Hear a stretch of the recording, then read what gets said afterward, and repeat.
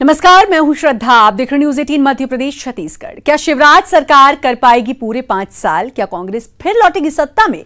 क्या होगा बीजेपी में सिंधिया का हाल? उपचुनाव के नतीजे लिखेंगे सूबे की तकदीर। चुनाव की तारीखों का ऐलान भले ही ना हुआ हो, लेकिन सियासत शुरू हो चुकी है। किसने कहा कितना दम दिखाया है, किसकी वजह से कौन बगावत के मूड में आया है, चुनावी चकल्लस में हर दिन दिखाएंगे आपको। कहां है घमासान की तैयारी, कहां है किसकी दावेदारी, जनता का दिल जीतने की लड़ाई में कौन है किस पर भारी। बुरहानपुर में चिट्ठी पर शुरू हो गई है चुनावी चकल्लस। अब खत का मजमून क्या है, किसने लिखा, खत मुकाम तक पहुंचा कि नहीं पहुंचा, तो असर क्या हुआ, इसी पर है पूरी सियासत। और सुर्खियों में है नेपानगर से बीजेपी की संभावित उम्मीदवार सुमित्रा कास्टेकर। चिट्ठी के अलावा यहां एक वीडियो भी है जो बवाल बन सकता है। नेपानगर के उपचुनाव में देखिए रिपोर्ट।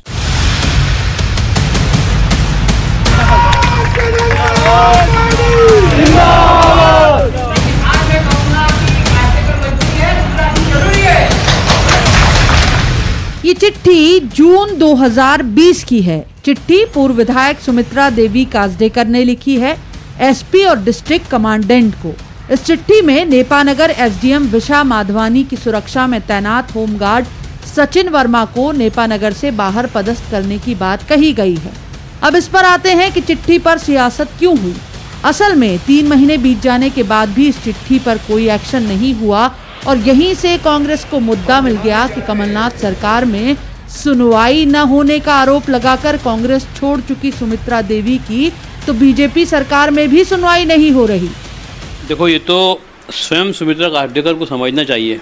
जब हमारी सरकार थी तो सुमित्रा कास्डेकर 24 घंटे में टीआई एसडीएम तहसीलदारों को ट्रांसफ़र करा सकती थी जो जनता के अहित करते थे। आज उनकी स्वयं की स्थिति देख लीजिए कि एक सैनिक होमगार्ड का जिसका वो ट्रांसफ़र नहीं करा पा रही है। तो ये भाजपा में तो अभी सिर्फ आगे आगे देखिए होता क्या है, तो शुरुआत हुई है। अभी ये खून के आंसू पिएंगे। जिस प्रकार से इन्होंने धोखा दिया है जनता को और कांग्रेस पार्टी को, उसी प्रकार का उनको फल भुगतना हुआ। ये वीडियो भी नेपानगर में कांग्रेसियों के मोबाइल से रफ्तार पा रहा है। वीडियो बीजेपी की बैठक का है। बैठक में बीजेपी कार्यकर्ता कह रहे हैं कि शिवराज जरूरी है, सुमित्रा देवी तो मजबूरी है। लेकिन आज मैं कहूंगा कि कास्टेकर मजबूरी है, सुमित्रा देवी जरूरी है। कांग्रेस कह रही है कि ये वायरल वीडियो तस्दीक है कि बुरहानपुर में बीजेपी का जमीनी कार्यकर्ता आयातित नेता को बर्दाश्त नहीं कर रहा। हालांकि बीजेपी की सफाई कांग्रेस बेवजह का मुद्दा बना रही है। जो ये आप वीडियो की बात कर रहे हैं, ये हमारे जैनाबाद का एक कार्यकर्ता है और वो शायरी करता है। तो जब हम लोग वहाँ पर उपस्थित थे, हमारे लोकप्रिय सांसद आदरणीय नंदू भैया भी थे, हमारी पूर्व विधायक मंजू दादू थी, हमारे जिले के अध्यक्ष मनोज लदवे जी भी उस कार्यक्रम में उपस्थित थे। तो उन्होंने एक व्यंग्यात्मक इसमें कहा कि भाई जैसा बोले भैया पिछली बार लोकसभा के समय लोग ऐसा कहते थे, तो एक तो हंसी मजाक के रूप में उन्होंने कहा। और अब क्योंकि भारतीय जनता पार्टी में सुमित्रा कास्डेकर जी शामिल हो चुकी है, तो इसलिए कि वो कांग्रेस उसको भारतीय जनता पार्टी के कार्यकर्ता नहीं पहचान, ऐसा कहीं से कहीं तक नहीं है। ये उपचुनाव चुनाव से भी ज्यादा मुश्किल है क्या? क्या कांग्रेस और बीजेपी तू डाल डाल तो मैं पात पात के अंदाज में चल रही है कि अभी तो आगे और लड़ाई है, कि फूंक फूंक कर चलना होगा आगे उम्मीदवारों को भी, कि जरा सी चूक बवाल बनेगी। बुरहानपुर में शारिक अख्तर के साथ bureau report, news 18 Madhya Pradesh Chhattisgarh. मौसम की मार से परेशान हाल किसान सियासी पार्टियों की तरफ आस लगाए बैठा है। आखिर उसके जख्म पर कौन सी सियासी पार्टी पहले मरहम लेकर आएगी? किसान हमेशा सियासत का सेंटर पॉइंट रहा है। ऐसे में उपचुनाव में सियासी पार्टियां भी किसान वोटर को नाराज करने का जोखिम नहीं उठाना चाहती। अब किसान वोटर को साधने के लिए बीजेपी ने नया तरीका इजाद किया है। बीजेपी नुक्कड़ नाटक चौपाल के सहारे अपनी नैया पार लगाने की जुगत में है। बीजेपी के किसान मोर्चा ने भी किसान को साधने अपने अंदाज में जुगत लगाई है।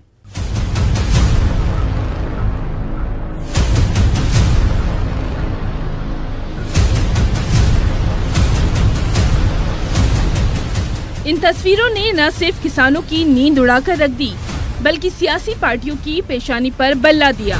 जहां किसान पर मौसम की मार, बाढ़ का कहर और सोयाबीन फसलों को हुआ नुकसान किसान के लिए परेशानी का सबब बन गया। आखिर इसकी भरपाई कैसे की जाए?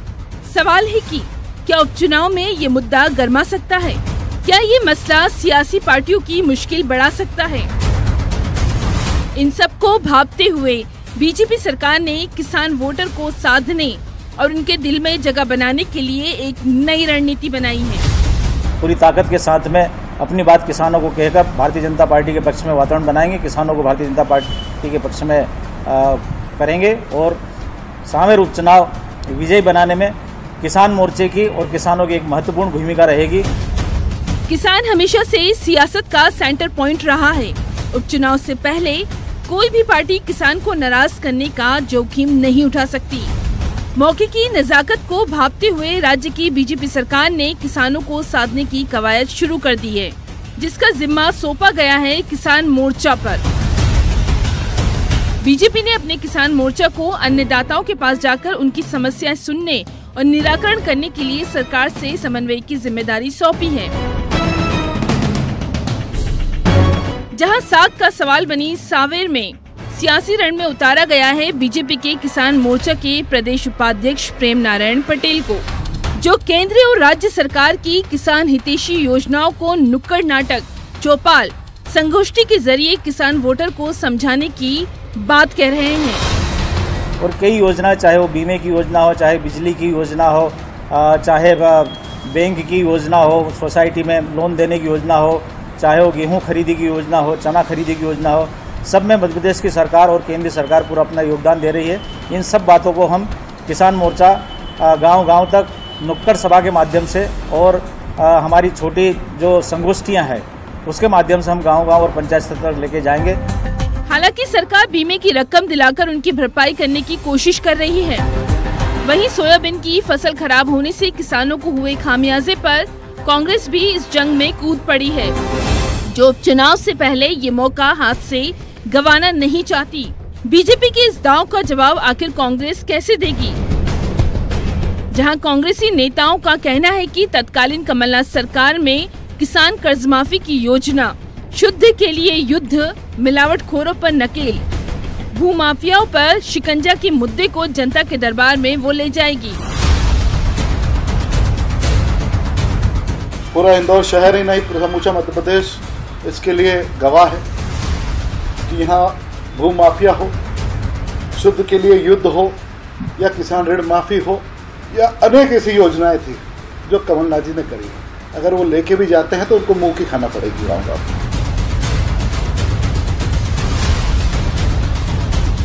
बीजेपी के किसान को साधने के इस दांव पर कांग्रेस ने पलटवार किया है। एमपी में 70% किसान वोटर है। सियासत का सेंटर पॉइंट रहे किसान सियासी बाजी पलटने का दम रखते हैं। मालवा निमाड़ इलाके की 7 सीटों की बात की जाए तो ये इलाका खेती के लिए जाना जाता है। अब सवाल है कि आखिर किसान वोटर किस पार्टी के साथ नजर आएगा? किस सियासी पार्टी की रणनीति किसानों पर अपना जादू चलाएगी? इंदौर से अरुण कुमार त्रिवेदी के साथ bureau report, news 18 Madhya Pradesh Chhattisgarh. चुनावी चकल्लस में अभी सियासत के कई दांव देखे जाने बाकी हैं। करिए बस थोड़ा सा इंतजार, हम हाजिर होते हैं इस छोटे से ब्रेक के बाद। ब्रेक के बाद चुनावी चकल्लस में आपका स्वागत है। उपचुनाव से पहले हर दांव पेच सियासी पार्टियां अपना रही हैं। मिशन 27 के इस रण में अब बीजेपी वो दांव खेलने वाली है जहां पीएम मोदी के जन्मदिन से जनता से जुड़ने की तैयारी है। सेवा सप्ताह के जरिए बीजेपी का टारगेट है किसान, वनवासी, एससी वोटर। सेवा सप्ताह ही नहीं, सहकारिता सम्मेलन से भी अब किसान वोटर को साधने की कवायद में बीजेपी जुटी है। वहीं कांग्रेस इस सम्मेलन पर कर रही है पलटवार। सवाल है कि आखिर कांग्रेस का प्लान क्या है? क्या इन दांव से बीजेपी का होगा बेड़ा पार?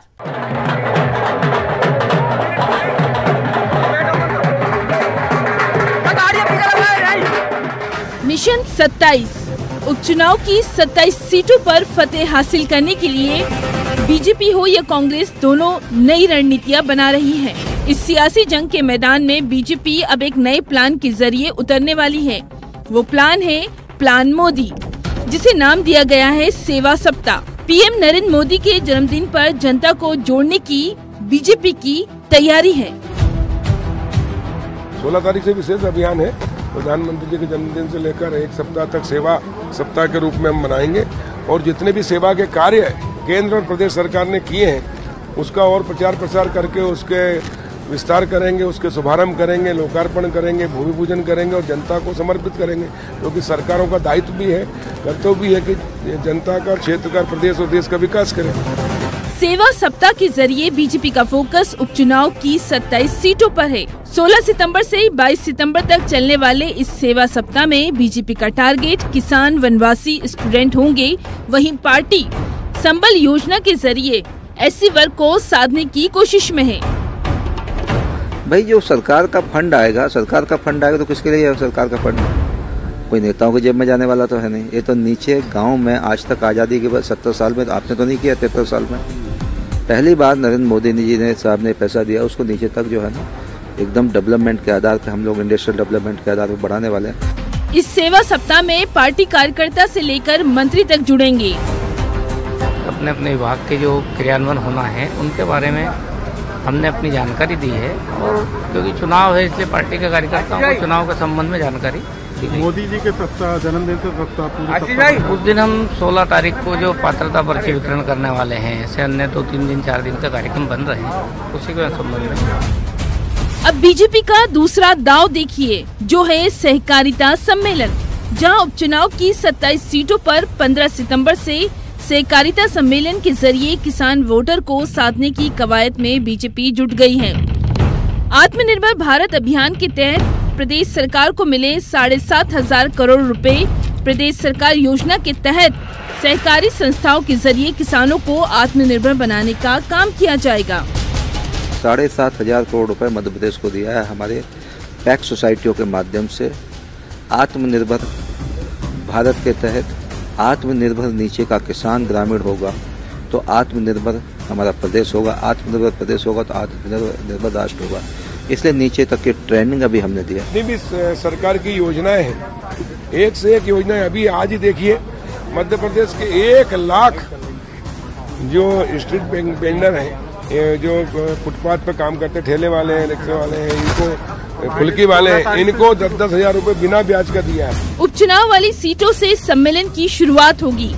बीजेपी के इस दाव पर कांग्रेस ने पलटवार किया है। कांग्रेस का आरोप है कि सरकारी खर्चे पर उपचुनाव में बीजेपी फायदा लेने की कोशिश में लगी है।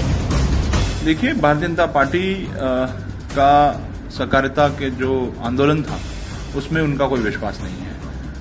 अभी पिछले दिनों केंद्र सरकार ने जो 3 अध्यादेश पारित किए हैं, उसमें से एक अध्यादेश हमारा जो सहकारी क्षेत्र है, हमारा जो सहकारी आंदोलन है, उस सहकारी आंदोलन को भी कहीं न कहीं खत्म करने का जो प्रयास है इस अध्यादेश के माध्यम से किया।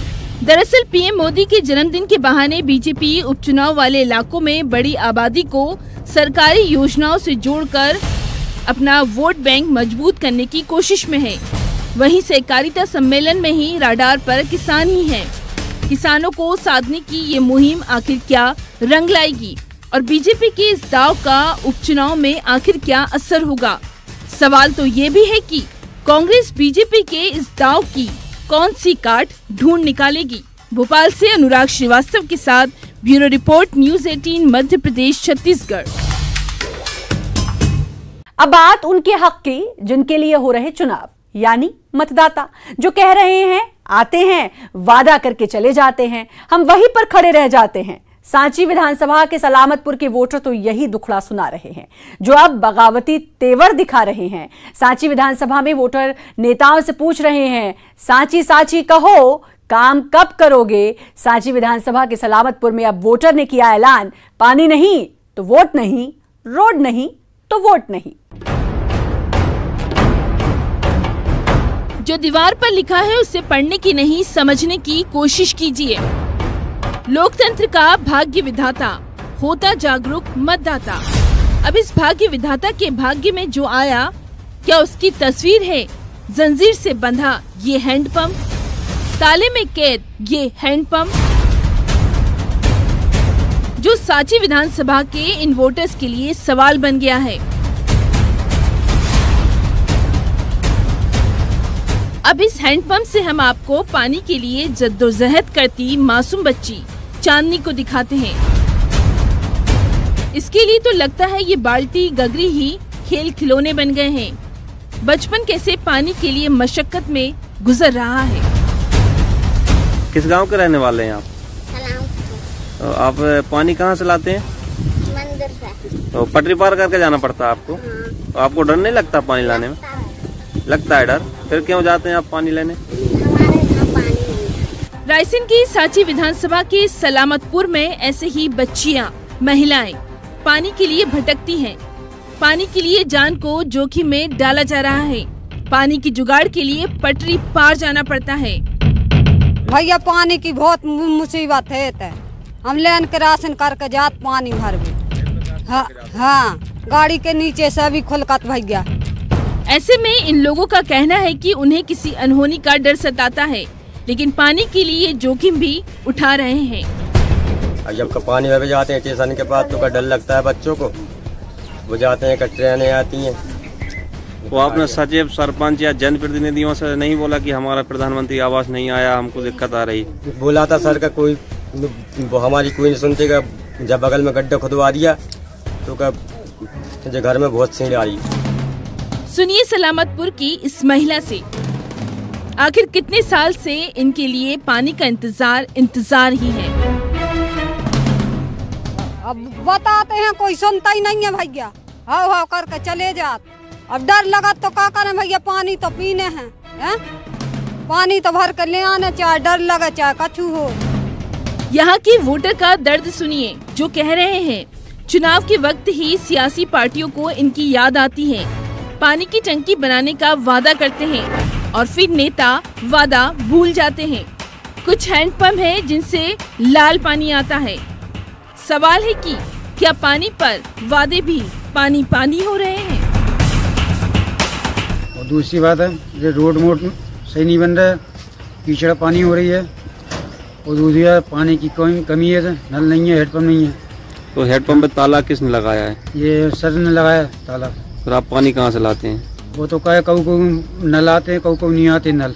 अब भैया हम जो कोई हमारे ते पानी की व्यवस्था करवाएगा, हम उन्हीं को वोट दें, नहीं हम वोट नहीं दें। 200 घर वाले सलामतपुर में रोड की हालत खस्ता हाल है। गड्ढों से भरी रोड जो इस इंतजार में है कि कच्चा रास्ता कब पक्का होगा। बारिश के वक्त तो कीचड़ से हालात खराब हो जाते हैं। हैंडपंप से पानी निकले न निकले, लेकिन घरों में पानी भर जाता है। अब इस समस्या से निजात कौन दिलाएगा, ये सवाल सलामतपुर के वोटर कर रहे हैं। पानी की समस्या आई सर का, घर के बगल में पानी भरा जाता है, घर में पूरी छींड़ जाती है, सो नहीं पाते हम ढंग से। तो आपका घर क्यों नहीं बना अभी तक? वो सर का परमानेंट नहीं बना। हमारा परमानेंट बना तो वो आईडी नहीं मिली उसकी हमें, वो अनाज पानी नहीं मिलता है हमें। 35 साल से सलामतपुर के राजीव नगर में रह रहे इस शख्स का कहना है कि उसके पास राशन कार्ड नहीं है, अनाज नहीं मिलता। शिकायत करे तो राशन कार्ड के लिए रुपए मांगे जाते हैं। ये आरोप सुनिए जरा। तो परमानेंट मांग के जाते तो 500 रुपए मांगते कि 500 रुपए तो हमको हाथ पाथ जोड़ रहे। 20 साल हुए हमको रहते सर, मैं हैरान परेशान हो गया था। मजदूरी कभी लगती कभी नहीं लगती सर। अब फिर से उसी लाइन पर चलते हैं जो दीवार पर लिखी है, लोकतंत्र का भाग्य विधाता। अब सांची विधानसभा का ये वोटर हर सियासी पार्टी से ये सवाल कर रहा है, आखिर उनके हिस्से में आया तो आया क्या, जो अब चुनाव के बहिष्कार के मूड में नजर आ रहा है। जो कह रहे हैं पानी नहीं तो वोट नहीं, रोड नहीं तो वोट नहीं। आपका हम तो जब ही देंगे वोट जब का हमारा काम करवा देंगे। क्या जो वोट जिसको वोट देंगे वो पानी देगा, उसको वोट देंगे हम लोग। सवाल है कि आखिर सलामतपुर के स्टेशन पर किस सियासी पार्टी की गाड़ी को मिलेगी हरी झंडी और किसकी गाड़ी होगी बेपटरी। रायसेन से देवराज दुबे के साथ bureau report, news 18 Madhya Pradesh Chhattisgarh. चुनावी चकल्लस में फिलहाल इतना ही। बाकी खबरों के लिए लगातार बने रहिए न्यूज़ 18 मध्य प्रदेश छत्तीसगढ़ के साथ।